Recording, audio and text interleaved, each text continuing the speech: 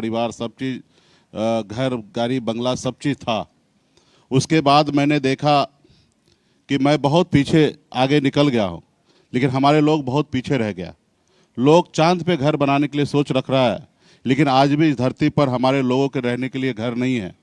और मैंने बेहतर ज़िंदगी को छोड़कर पिछले 12-13 सालों से बिहार के राजनीति में गांव-गांव में घूम रहे, और अपनी ज़िंदगी में जितने भी हमने धन कमाया था, एक एक रुपया मैं अपने लोगों के उत्थान में, अपने लोगों के लिए मैं आज खर्च कर रहा हूँ। मैं ये जमा करने के लिए नहीं हूँ। अगर जमा करने वाला व्यक्ति होता तो शायद मैं मुंबई छोड़कर बिहार नहीं आता। आज मैं बिहार में आकर अपनी कमाई हुई पैसे, दौलत आज अपने समाज के लिए, राज्य के उत्थान के लिए, अपने लोगों को सर उठा के जिए, इसके लिए मैं आज लगा रहा हूँ, और अपने लोगों के लिए लड़ाई आज मैं लड़ रहा हूँ। तो मैं भरने वाला काम नहीं करता हूँ, मैं खाली करने वाला काम करता हूँ। चलिए आगे बातचीत में उसको हम और समझने की कोशिश करें। लेकिन आपने कहा बेहतर जिंदगी छोड़ के आए, तो भाई वो जिंदगी बेहतर थी या जो अब चल रही है वो बेहतर है? देखिए, सच्चाई तो यही है कि एक संघर्ष करके, नहीं, चूंकि आप ही के शब्द हैं कि एक बेहतर जिंदगी छोड़ के आया, ये तो सच्चाई वो है। वाली जिंदगी बेहतर है, ये बिहार की नेताओं वाली जिंदगी बेहतर है? वो अपने जगह पे बेहतर है, वो अपने लिए, खुद के लिए बहुत बेहतर है। लेकिन ये जिंदगी औरों के लिए जो हम जी रहे हैं, वो बहुत ही ज़्यादा सुकूनदायक बेहतर है। क्योंकि यहाँ पे हमें इतना पता है कि जो आज मेरी संघर्ष जो है, लड़ाई है, मेरे आने वाला पीढ़ी को है ना सर उठा के जीने लायक बनाएंगे इस राज्य में। इसके लिए वो ये ज़िंदगी उससे ज़्यादा बेहतर है। हाँ, वहाँ पे मेरे लिए, मेरे परिवार के लिए वो ज़िंदगी। तो इसी से मेरा सवाल है, सन ऑफ मल्लाह क्यों भाई, सन ऑफ बिहार क्यों नहीं? निश्चित तौर पे ज्यादा अच्छा नहीं लगेगा? ये आप कह सकते हैं, मुकेश सहनी सन ऑफ बिहार कह सकते हैं, सन ऑफ मल्लाह नहीं कह सकते हैं। लेकिन मेरी अपनी एक तो ये तो सच्चाई है कि मेरी अपनी भी पहचान है। मैं एक मल्लाह का बेटा हूँ, ये अपनी पहचान है। आप सन ऑफ बिहार कह सकते हैं, सन ऑफ हिंदुस्तान कह सकते हैं। मैं सवाल कर रहा हूँ। नहीं, निश्चित तौर पे। लेकिन क्या होता है, अक्सर घर के लोग अगर आपको राजा कहे, बाबू कहे, भाई कहे, हीरो कहे, तो निश्चित तौर पे दुनिया आपको हीरो कहेंगे। अगर घर के लोग ही अगर आपको रिस्पेक्ट ना करे, तो दुनिया कोई भी आपको रिस्पेक्ट नहीं करने वाला है। तो आज सन ऑफ मल्लाह हमारे घर के लोगों ने कहा प्यार से, आज इसलिए आज आपके इस मंच पर हम बैठे हैं। अगर हमारे लोग अगर सन ऑफ मल्लाह नहीं कहते तो शायद इस मंच पे मैं नहीं रहता। आप मेरी नजर में पहले नेता हैं जो कह रहे हैं कि बिहार उनका घर नहीं है, पहले मल्लाह उनका घर है। नहीं, देखिए, हमारा बिहार का आदमी भी अगर कहता है तो बिहार आपका घर है। मैं तो कह रहा हूं ना कि आप कह सकते हैं। मतलब इससे एक बहुत नेचुरल सवाल आता है कि क्या जाति ही घर है या बिहार पूरा घर है? रवि मिश्रा आपका घर है कि नहीं है? बिल्कुल ही है। पूरा बिहार मेरा घर है, पूरा हिंदुस्तान मेरा घर है, पूरा दुनिया मेरा घर है जी। ठीक है। अगर मानवता की अगर बात करेंगे तो पूरे देश, दुनिया, हर एक नागरिक से हमें प्यार करना चाहिए, हर एक नागरिक को आगे बढ़ाना है। लेकिन उसके अलावा भी आपकी एक अपनी पहचान है। ठीक है। आपके अपने घर, अपने परिवार, बच्चे होते, आपके रिश्तेदार होते, क्योंकि ये परंपरा हमने नहीं बनाया। जिन्होंने बनाया उनसे सवाल कीजिए। जिन्होंने हमारे हाथ से पानी नहीं पी रहा था उनसे आप सवाल कीजिए। जिन्होंने हमें चप्पल पहनने की इजाज़त नहीं देता उनसे सवाल कीजिए। जिन्होंने हमें एजुकेशन नहीं दिए उनसे सवाल कीजिए। जिन्होंने हमें 2000 साल से अधिक समय हो चुका है, जो हमें पशु के सामान्य इंसान को समझता था। ये हमारा कोट नहीं है, ये मोहन भागवत जी का कोट है कि उन्होंने कहा कि गरीब, पिछड़ा, दलित को हम लोगों ने 2000 साल से ज़्यादा समय से अभी तक हम उसको पशु समान मान रहे हैं। हमें अपने आप को नज़रिया बदलना चाहिए, ये सच्चाई है। तो आज जब हमें अगर जाति में अगर बांट दिया गया, यही अगर हमारी अगर पहचान बना दिया गया, तो इसी पहचान के तो साथ निश्चित आगे बढ़ तौर रहे हैं इस पहचान को लेके हमें जीना है। और निश्चित तौर पे जो नाइंसाफ़ी इस समाज के साथ हुआ है, कभी ये समाज भगवान श्री राम, प्रभु श्री राम को हमारे वंशज ने, केवट महाराज ने पार लगाया था। आज हमारा समाज मझधार में फंसा है। आज हमको देखने वाला कोई नहीं है। हमारी एक ही पहचान बिहार में लोगों ने बना दिया था कि एक मल्ला का टोला है, ये बिंद का टोला है, ये केवट का टोला है, यहाँ पे 500-1000 रुपया दारू बांटो, चिकन बांटो, यहाँ से वोट प्राप्त हो जाएगा। इस तरीके से हमें लोग इस्तेमाल करते रहा। हमारे अधिकार के बारे में किसी ने नहीं सोचा। आज बंगाल में निषाद समाज के सभी उपजाति को आरक्षण है एससी का। दिल्ली में जहां संविधान रखा हुआ है वहां पे निषाद समाज के सभी उपजाति को आरक्षण है। लेकिन हमारी मांग कोई सुन ही नहीं रहा है आज तक। आज हमारे पूरे बिहार में इतनी बड़ी आबादी 11% होने के बावजूद भी एक भी निषाद का बेटा कलेक्टर नहीं है। तो ये किसी ने क्यों नहीं सोचा? आज तक जिन्होंने सोचा वो सिर्फ हमारा वोट ही लेने के लिए क्यों सोचा? आज मैं अगर लड़ाई लड़ रहा हूं, अधिकार बना रहा हूं, पिछले 2020 में मैंने लड़ाई लड़कर बिहार को बताया कि मल्ला का बेटा सिर्फ मछली नहीं मारता है, विधायक और मंत्री और मुख्यमंत्री भी बनाता, और मैंने बना के दिखाया। और मैंने संघर्ष करके लड़ाई लड़कर 4 विधायक बनाया, सामने वाले को 74 विधायक बना के दिया। उसके बाद भी उनको पेट में दर्द हो रहा था, देखा कि एक गरीब का बेटा जो कल तक मेरे पैरों तले दबा हुआ था, आज देखो ये राजा बन गया, मालिक बन गया, ये आज विधायक बना के सरकार में मंत्री बन चुका है, ये हमें अपनी सरकार चला रहा है, इनको रोको। नहीं रोकोगे तो आज 4 बनाया, कल 40 बनाएगा, एक समय आएगा 125 बनाएगा, फिर इसके पीछे जाना पड़ेगा। उन्होंने षड्यंत्र के तहत हमारे 4 विधायक को खरीद लिया। उसे मुकेश सहनी से तकलीफ नहीं है, वो तो आज भी हमको ऑफर करता, मेरे साथ आइए, आगे भविष्य में आपको सीएम बनाएंगे। लेकिन उनका यही लड़ाई है कि निषाद का बेटा जग जाएगा तो अपना हिस्सेदारी लेगा, तो इनको रोको, इनको खत्म करो, क्योंकि ये सोया हुआ समाज है, इनको सोने दो, इसको जगा दोगे तो हिस्सेदारी मांगेगा। आपने जिक्र किया विधायकों का, तो आपको लेकर एक सवाल है, क्योंकि अब बात चुनाव की हो रही है, ये बैठक भी TV9 के चुनाव को लेकर ही है, तो आप डिप्टी सीएम बनना चाहते हैं? क्यों नहीं बनना चाहिए? नहीं, आप चाहते हैं, मैं तो पूछ रहा हूं, मेरा सवाल, एक गरीब का बेटा, अति पिछड़ा का बेटा, जिनके राज्य में 37% वोट हो, जो कर्पूरी ठाकुर जी के विचार को लेकर चलता हो, क्या उस सनप मल्ला को डिप्टी सीएम बनने में आपको कोई दिक्कत है? तेजस्वी को बता दिया आपने क्या बनना चाहते हैं? अभी आपके मंच से आपका कार्यक्रम सुनते होंगे, उनसे हम करेंगे, आपसे पूछ मंच रहे से हैं। हमने कहा भाई आपसे बात होगी तो आप ये बात किसको कहेंगे? मतलब आपने जनता को कह दिया, अब जिसके साथ आप चुनाव लड़ रहे हैं, क्या उसको बता रहे हैं कि मैं ही बनूंगा डिप्टी सीएम? देखिए, 6 दल का गठबंधन है, और हर एक पार्टी को देश में अभी परिस्थिति ऐसा बन चुका कि चाहे वो दुनिया का सबसे बड़ी पार्टी भारतीय जनता पार्टी क्यों ना हो, लेकिन जब चुनाव लड़ने के लिए आते हैं उनको भी सहयोगी की जरूरत पड़ता है। उसी तरीके से आज मेरे पास भी अकेले पूरे राज्य में 243 जगह चुनाव लड़कर जीतने का क्षमता नहीं है, इसलिए मैं आज गठबंधन कर रहा हूँ। उसी तरीके से इंडिया गठबंधन बुलाए, 6 पार्टी का गठबंधन है, कोई पार्टी बड़ा छोटा नहीं है। सरकार बनना है तो महागठबंधन का सरकार बनना है, और सरकार में भूमिका, इसीलिए पूछा, सरकार में भूमिका तय है कि सबसे बड़ी पार्टी राष्ट्रीय जनता दल है, तो वहाँ पे सीएम के लिए कोई वैकेंसी नहीं है, और तेजस्वी प्रसाद यादव जी के नेतृत्व में बिहार में चुनाव होगा और तेजस्वी जी सीएम बनेंगे। और दूसरा, एक अति पिछड़ा का बेटा 37% वोट हो, जिसका खुद का 11% वोट हो, निश्चित तौर पे हमारी सरकार बनेगा, तो उस सरकार में हमारी भूमिका होगा कि डिप्टी सीएम एक मल्ला का बेटा बने। आप सीटें भी बहुत चाहते हैं, है ना भाई? अब मुझे नहीं पता इस वक्त आपके दिमाग में कितने नंबर पे आके अटका हुआ मीटर, मतलब 60-70 से आप शुरू कर रहे हैं, तो पता नहीं कहाँ जाकर रुकेंगे, लेकिन आप वो भी चाह रहे हैं, और दूसरा कि भाई आप डिप्टी सीएम का पद भी चाहते हैं। अब भाई कांग्रेस वाले क्या करेंगे, CPI-ML वाले क्या करेंगे? भाई वो जो है, इसका फिक्र हम लोग कर रहे हैं। सुनिए तो ये हम जनता की तरफ से सवाल पूछेंगे कि भाई एक बड़ा ही यूपी में भी जुमला चलता था कि भाई जितनी जिसकी भागीदारी, हिस्सेदारी, संख्या जिनकी उतनी हिस्सेदारी। तो भाई जो नंबर्स हैं उस हिसाब से तो कांग्रेस वाले कहेंगे कि हमारा डिप्टी सीएम क्यों ना हो, फिर माले वाले कहेंगे, CPI-ML वाले कहेंगे कि हमारा क्यों ना हो। आपके जो विधायक थे, जो हो सकते हैं, उसकी संभावना में अभी के रिकॉर्ड में कांग्रेस हो चाहे CPI-ML, जो बाकी सहयोगी, वो तो ऊपर ही है, उनका क्लेम ज्यादा मजबूत है। नहीं, देखिए, संख्या तो क्या है कि देश में कभी आपके पास ज्यादा होंगे, कभी कम होंगे, चुनाव में हार जीत होता है। एक वोट भी कम अगर लाएंगे सामने वाले से तो आपका हार कहलाएगा, लेकिन इसका मतलब नहीं कि वो नंबर को आप 0 कह सकते। आज राज्य में हमने जब भी उपचुनाव लड़ा है, अकेले अपने दम पर लड़ा है, तो हमने साबित किया कि बिहार में 14-15% वोट हमने अकेले अपने दम पर हमने लाया है, और हमारा स्ट्राइक रेट यही रहा कि लेफ्ट जो है सरकार में हिस्सेदार नहीं बनते हैं, रहा कि कांग्रेस पार्टी नेशनल पार्टी है, उनके नेतृत्व में हम लोग देश में चुनाव तो लड़ते ही हैं, उनको बड़ा भाई बना के हम लोग देश में चुनाव लड़ रहे हैं। बिहार में सबसे बड़ा दल जो है राष्ट्रीय जनता दल है, और वोट के मामले में वीआईपी पार्टी के पास जवाब नहीं दिया आपने, वीआईपी पार्टी के क्यों पास नहीं, आप क्यों नहीं, सुनिए ना, वीआईपी पार्टी के पास नंबर तो मैटर करता है ना? नहीं, देखिए, सबसे पहली आप बात जानते हैं इस बात को, आप नेता हैं, मुझसे ज्यादा जानते हैं कि संख्या से फर्क पड़ता है। नहीं, ठीक है, तो इसलिए हम भी चाहते कि हमारी पार्टी बड़ा हो और हम एक अच्छे नंबर पे चुनाव लड़े। रहा कि हमारे सहयोगी नेशनल पार्टी कांग्रेस है, बड़े घटक दल हैं, वो उनके इधर से तो पहले इच्छा हो, आवेदन तो हो कि हमें क्या चाहिए।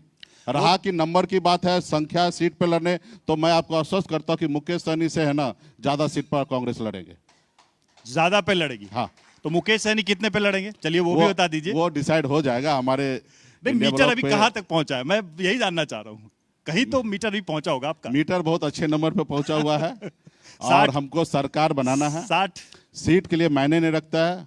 हम जनता की उम्मीद पे खरा उतरेंगे, जनता के अधिकार के लिए लड़ाई लड़ रहे। जो बिहार में पिछले 20 साल से नीतीश कुमार जी चला रहे हैं राज्य को, आज नीतीश कुमार जी अस्वस्थ हो चुके हैं।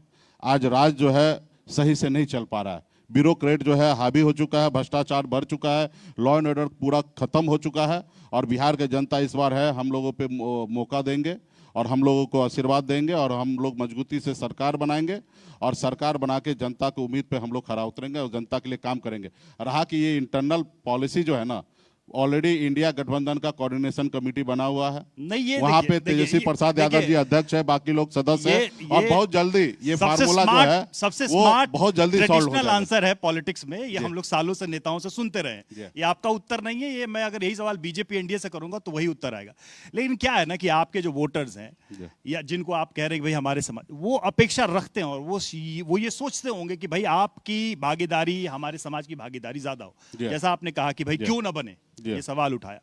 तो ऐसे में आपको क्या लग रहा है कि आपकी उस गठबंधन के अंदर वास्तविक स्थिति इतनी मजबूत है कि आप बार्गेन कर पाएंगे? देखिए, टेबल पर बैठकर बार्गेन होता है, वहां ये फिलोसॉफिकल बातें नहीं होती हैं। वो हमारे लिए, आपके लिए तो अच्छा है चर्चा के लिए, लेकिन जब आप चुनाव में टिकट बांटते हैं, लिस्ट बनाते हैं, कैंडिडेट इन आउट करते हैं, तो ये गणित वहां चलता है, ये हम सभी जानते हैं। देखिए, सन ऑफ मल्ला को बार्गिंग करने का जरूरी नहीं है। सन ऑफ मल्ला जहां खड़ा है वहां सरकार बनाने का गारंटी है। किंग मेकर सरकार बनाने का गारंटी हूं और मुझे बार्गिंग टीवी करने 9 की के मन जरूरी से नहीं है। देखिए, हमने बिहार में एक और किंग मेकर अनाउंस किया बैठक में। मैंने साबित किया 2020 में, अगर मैं उस समय में गठबंधन नहीं किंग मेकर तोड़ता मुकेश तो मैं उस समय सहनी। में नीतीश कुमार जी मुख्यमंत्री नहीं होते।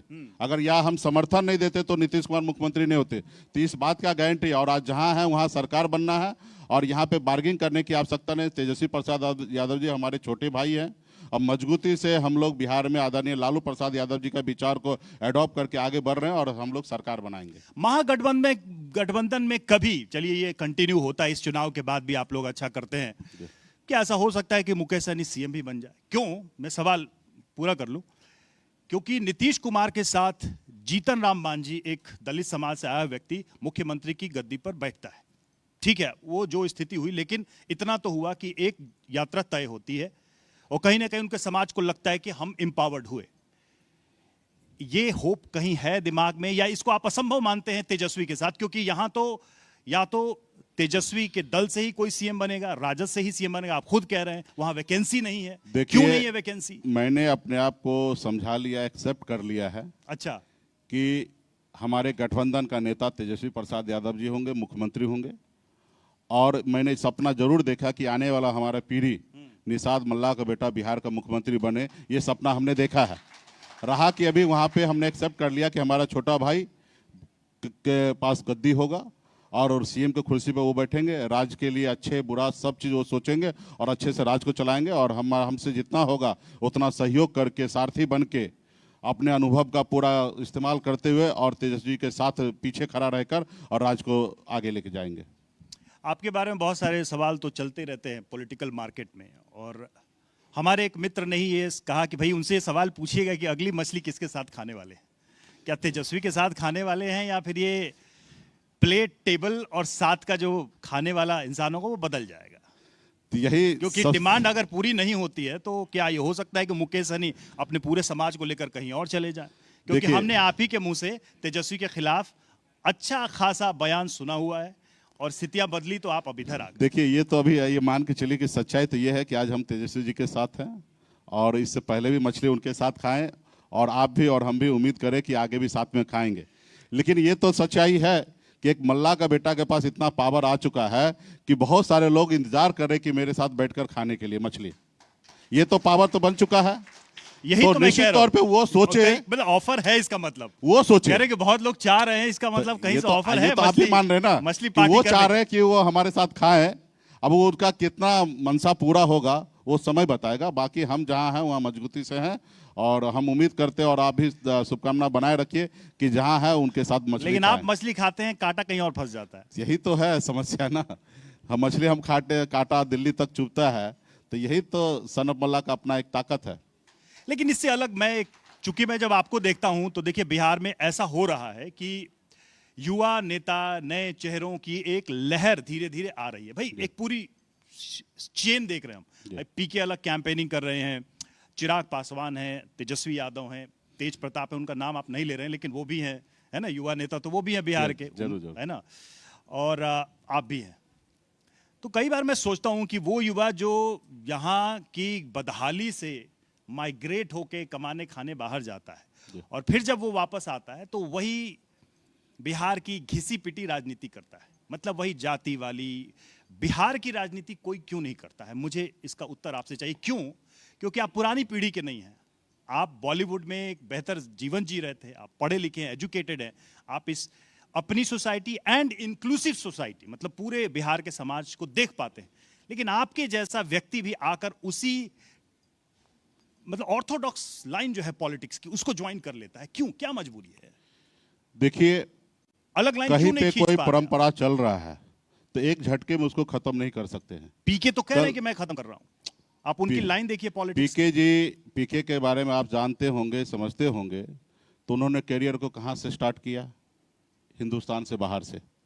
हिंदुस्तान में लंबे समय में उन्होंने काम किया और उन्होंने एक रणनीतिकार के तौर पे उन्होंने काम किया और देश में चुनाव जो है, राजनीति जो है, वो बाजारीकरण उन्होंने बनाया, यानी कि पैसे से राजनीति हो वो व्यवस्था उन्होंने सेट किया। राजनीति से पैसा, वो व्यवस्था सही है। उन्होंने जैसा सेट किया ना, बिहार में बहुत सारे लोगों ने राजनीति से पैसा बनाया, ये मानते हैं आप? ये नहीं, पहले मेरी बात सुन लीजिए कि प्रशांत किशोर जी ने कई बार अपने मन से उन्होंने कहा है कि मैं किसी भी सीएम, मैंने कई सीएम बनाया, एक बार एडवाइस देने के लिए 100-100 करोड़ रुपया मैंने लिया। हाँ, आप बताइए, कहते हैं कोई भी पॉलिटिकल पार्टी 100 करोड़ रुपया कैसे दे सकता है? निश्चित तौर पे वो भ्रष्टाचार किए होंगे और जब भ्रष्टाचार किए होंगे वही पैसा उनको प्राप्त हुआ होगा। ये सवाल 2015 के आज चुनाव कोई के लिए भी हो सकता पेपर है। में प्रशांत किशोर जी दिखा दे कि उनके कंपनी को 100-100 करोड़ रुपया कोई भी political party as a fees उनको दिए होंगे। मुकेश तो जी, ये 2015 में प्रशांत किशोर किसके लिए चुनाव कैंपेन कर रहे थे? मेरी बात सुन लीजिए ना, मेरी बात सुन लीजिए ना। तो उन्होंने जो भी ये देश के चुनाव को बाजारीकरण किए, उसके बाद उनको एहसास हुआ कि ये पैसे के दम पर देश में चुनाव हो सकता है, राजनीति हो सकता है, तो उन्होंने वो पैसा जो कमाया हुआ पैसा को राजनीति में पैसा लगाकर वो सोच रहे हैं कि हम बिहार में सरकार बना ले या मुख्यमंत्री बन जाए। लेकिन मैं एक गरीब का बेटा, मैंने बॉम्बे में संघर्ष करके, मैं बिहार में राजनीति करने के लिए नहीं आया था, अपने समाज के आंख के आंसू पोंछने के लिए मैं आया था। एक परिस्थिति बना, एक समाज के साथ आंदोलन खड़ा हुआ और एक आंदोलन से वीआईपी पार्टी बना, विकासशील इंसान पार्टी। पार्टी बनाने का कोई उद्देश्य नहीं था। हमने 2014 में काम किया, 15 में काम किया, 17 में काम किया, हमने 18 में पार्टी बनाया। और अभी जहां तक जो सफल प्रयोग है उसको कैसे छोड़ के जाएंगे? जिनके लिए लड़ाई लड़ रहे हैं वो हमारे साथ है, तो उसको कैसे हम छोड़ देंगे कि आप मेरे साथ नहीं रहिए? आज प्रशांत किशोर जी आज 5%, 10% वोट के लिए जूझ रहे हैं। हमारे पास अपना घर में इतना पूंजी रहते हुए हम दूसरे जगह भटकेंगे क्यों? क्यों नहीं अपनी पूंजी को साथ लेकर हम बिहार में अच्छे काम कर सकते हैं? फिर एक बार पावर दे दीजिए, फिर देखिए। आप अगर जाति, जैसे हम मंत्री बने उस समय में मेरे पर आप आरोप लगाते कि सिर्फ निषाद समाज के लिए काम कर रहे, तब आपकी बात को जायज होता। जब हम राज्य में मंत्री बने, हमने शपथ खाया था कि राज्य के हर एक नागरिक के लिए काम करेंगे और मेरा काम जाके देख लीजिए कि मैंने बिहार सरकार में जब मंत्री बना, सभी जाति, सभी धर्म के लिए हमने विभाग में काम किया है, कोई भेदभाव नहीं किया। यहाँ से लेकर दूसरे राज्य में जाके। बीजेपी से क्या नाराजगी है आपको? बीजेपी के साथ लंबा समय बिताया आपने, क्या यही नाराजगी है कि आपकी पार्टी टूट गई? आप क्यों नहीं बचा पाए अपने विधायकों को? क्या आपके विधायक आपके प्रति ऑनेस्ट नहीं थे? कल को तो कोई भी आपके विधायक को खरीद लेगा, आप बचा नहीं पाएंगे। यहाँ भी जीत जाएंगे तो खरीद सकते हैं। मारने वाला गुनेगार होता है कि मरवाने वाला गुनेगार होता है? नहीं, तो आपको अपना नेतृत्व आप ये भी समझिए ना कि देखिए, किसी को 50 करोड़, 100 करोड़, 150 करोड़ रुपया का अगर लालच दीजिएगा, जो आदमी जिंदगी में इतना रुपया ना देखा हो तो वो क्या करेगा? आप देखिए, इसे बिहार में मेरे साथ कहाँ हुआ, महाराष्ट्र में शिवसेना, इतने विचार की पार्टी, इतना पुराना कैडर, वहां पे उन्होंने ऑपरेशन लोटस करके उन्होंने वहां पे सरकार बदल लिया। इस बार क्या गारंटी है आपके विधायक नहीं बिकेंगे? आप अपने कोई मुंह से गारंटी कह नहीं रहे है, हैं। कोई गारंटी नहीं है। लेकिन इस बार हम लोग, एक तो गलती से सीख तो मिलता ना, इस बार हम लोग ऐसे विचार के लोगों को टिकट देंगे जो हर हाल में ना बिके। रहा कि बिकने के लिए किसी के सर पे नहीं लिखा है कि वो ना बिके, लेकिन सबसे बड़ा गुनेगार वो होता है जो खरीदता है राजनीति में, यानी कि उसको पता है कि जनता पे उनको भरोसा नहीं है। हम लोग क्या कहते हैं कि लोकतंत्र है, ठीक है। यहाँ लोकतंत्र पे जनता मालिक है। ठीक है, ये और जनता के लिए ये- काम करना ये चाहिए। बताइए, वो पहले वोट खरीदता था, आज विधायक खरीद रहा है। आपके क्या मतलब? ये आपके लोकतंत्र है। सारे आरोपों, आपके सारे दावे को परखने के लिए जनता भी बिहार की तैयार है। आप लोग भी जा ही रहे हैं। क्लोज कर रहा हूं, बहुत एक लाइन में मुझे एक आंसर चाहिए आपसे कि कल को इधर से निराशा मिलती है तो क्या उधर आशा की किरण देखते हैं आप? आप शुभकामना बनाए रखे, बिहार के जनता नहीं, आपने शुभकामना जवाब- बनाए रखे। निराशा का कोई ऐसा जगह ना होना चाहिए। रहा कि हमारी एक पॉलिटिकल पार्टी है तो हमारा अपना काम करने का तौर तरीका अपना है, और हम किसी के अधिकार क्षेत्र में जाना नहीं चाहते हैं। और मैं उम्मीद करता हूं कि मेरे कोई अधिकार क्षेत्र में न आए। अगर हमारे सुई के नोक के बराबर भी अगर हमारा अधिकार है तो उसके लिए हम हमेशा लड़ते रहेंगे। चलिए मुकेश जी, बहुत बहुत शुभकामनाएं आपको आने वाले चुनाव के लिए। बहुत बहुत और धन्यवाद। टीवी9 के इस बैठक मंच पर आने के लिए बहुत बहुत आपका बहुत बहुत थैंक यू वेरी मच। धन्यवाद।